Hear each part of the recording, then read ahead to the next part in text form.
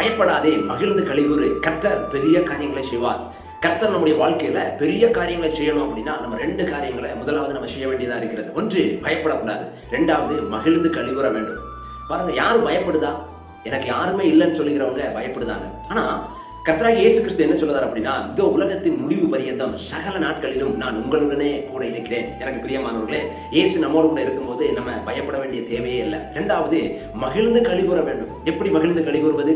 இயேசு என்னுடைய பாவங்களை மன்னித்து விட்டார், இயேசு என்னுடைய சாபங்களை மாற்றி விட்டார், கிறிஸ்து இயேசு என்னை ஆசீர்வதித்து விட்டார் என்று சந்தோஷப்படும் பொழுது, கிறிஸ்துவுக்குள்ள எப்பொழுதும் சந்தோஷமாக இருங்கள் என்று கர்த்தருடைய வார்த்தை சொல்லுகிறது. எப்பொழுதும் நம்ம சந்தோஷமா இருக்கணும். நம்ம சந்தோஷமா இருக்கும் பொழுது 3வதாக தேவன் பெரிய காரியங்களை செய்கிறார். எனக்கு பிரியமானவர்களே, கர்த்தருடைய வாழ்க்கையில பெரிய காரியங்களை செய்ய போகிறார். நீங்க ஏன் பயப்படணும்? ஏன் கலங்கணும்? சந்தோஷமா இருங்க, மகிழ்ந்து கழிவுறுங்க. கர்த்தருடைய வாழ்க்கையில பெரிய காரியங்களை செய்வார். இஸ்ரவேல் ஜனங்களுக்கு வனாந்தரத்துல மன்னா பொழிந்தது போல உங்களுடைய வாழ்க்கையிலையும் தேவன் பெரிய காரியங்களை செய்ய போகிறார். God bless you.